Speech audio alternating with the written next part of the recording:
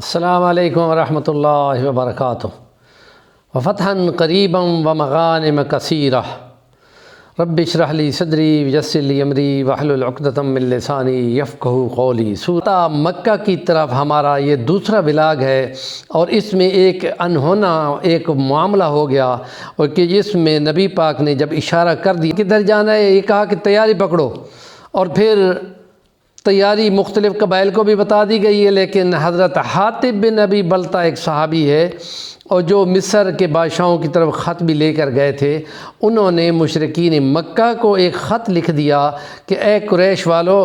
محمد صلی اللہ علیہ وسلم کا لشکر رات کی ماندیر اور سیلاب کی طرح تم پر آ رہا ہے، اور تم جتنا بھی ہو سکے تم نہیں روک سکو گے۔ اللہ کی قسم اگر وہ محمد عربی خود اکیلا بھی آ جائے تو اللہ اس کو فتح دے گا، تم اپنا انجام سوچ رکھو۔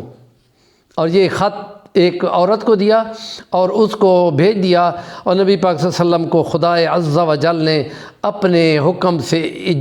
آگاہ کر دیا، وحی خفی سے۔ حضور پاک نے فرمایا ایک خط جا رہا ہے قریش مکہ کی انفارمیشن کے لیے، اس کو پکڑنا ہے۔ حضرت علی، حضرت زبیر، حضرت مقداد تم جاؤ اور روضہ خاک کے مقام پر جو مکہ و مدینہ کے درمیان کا کوئی سنٹر ہے وہاں تم رک جاؤ، اور وہاں وہ قافلہ آئے گا، اس میں ایک عورت ہوگی، اس کے بعد یہ خط ہوگا، تم پکڑ کے لے آؤ۔ جو ہی جو پہنچے بس اسی دن وہ بھی پہنچ گئے، ان کو کہا کہ ہاں جی خاتون ہمارے پاس کوئی خط ہے تو دے دو۔ اس نے کہا میں بالکل کہہ رہی ہوں کہ میرے پاس نہیں ہے، بلاک تلاشی لے لیں، جتنا مرضی کر لیں۔ تو انہوں نے آپس میں مشورہ کیا کہ رسول اللہ صلی اللہ علیہ وسلم نے کہا ایک خط اس کے پاس ہے تو یہ نہیں دے رہی، تو انہوں نے کہا کہ سنیں آپ ہماری بات، ہمارے پیغمبر نے کہا ہے کہ تمہیں ایک خط دیا گیا ہے، اور حضرت حاطب بن ابی بلتہ نے تمہیں دیا ہے، اور تم لے کے جا رہی ہو، یا تو تم خط دے دو شرافت کے ساتھ، ہمارا پیغمبر کبھی جھوٹ نہیں بولتا، تو یا پھر ہم تمہارے کپڑے بھی اتار کے تمہارا خط لے کے جائیں گے۔ ایک دم پھر وہ خوفزدہ ہو گئی، اور اس نے اپنے جوڑے میں سے خط نکال کے دیا۔ حضرت علی، حضرت زبیر، حضرت مقداد لے کے فوراً نبی پاک کے پاس پہنچے، گھوڑے بھگاتے ہوئے آپ نے فرمایا اچھا یہ خط ہے، اور فرمایا ہاں یہ تو حاطب بن ابی بلتہ نے لکھا ہے ان کو، تو فرمایا ہاں بات حاطب کو بلاؤ، اور فرمایا ہاں کیا معاملہ ہے؟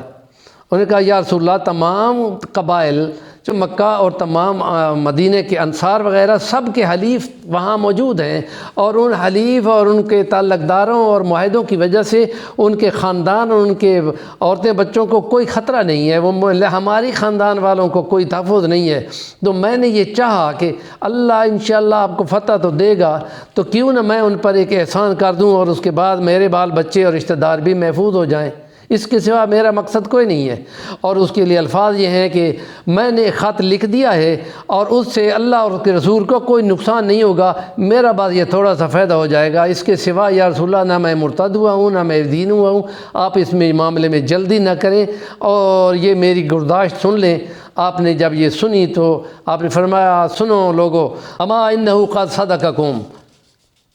اس نے تم کو جو بیان کیا ہے وہ سچ ہے، یعنی اللہ نے تصدیق بھی کر دی اس کے دل کی۔ اور پھر جو حضرت عمر آگے بڑھے کہ تلوار مار کے میں اس منافق کی گردن اڑا دوں، حضور نے فرمایا عمر بدری ہے، اور بدری کے لیے خدا کہہ چکا ہے کہ اعملوا ما شئتم فقد غفرت لکم، میں نے تم کو معاف کر دیا، جو مرضی کرتے رہو۔ اس سے یہ مراد نہیں ہے کہ جو تم عمل کرتے رہو، یہ محبت کی علامت ہے کہ وہ اتنے مکمل فٹ ہو چکے ہیں خدا کی رضا کے لیے کہ ان سے آپ گناہ کو سرزادی نہیں ہوگا۔ اب بشری تقاضے سے یہ خطا ہو گئی تو انہوں نے کلیئر کر دی، اور حضور پاک نے تصدیق بھی کر دی، اور پھر حضرت عمر کے آنسو نکل پڑے۔ یہ ہیں معاملات، اور یہ ہے وہ جنگ بدر جس میں